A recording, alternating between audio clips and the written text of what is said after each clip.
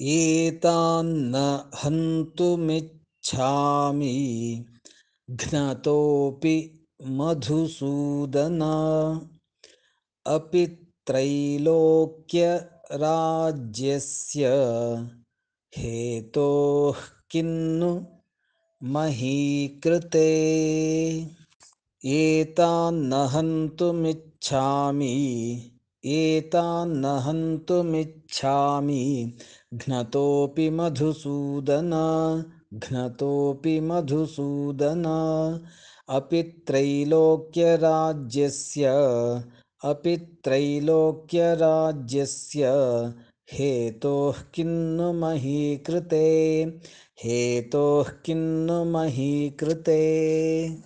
एतान्न हन्तुमिच्छामि घ्नतोऽपि मधुसूदन अपि त्रैलोक्यराज्यस्य हेतोः किन्नु मही कृते।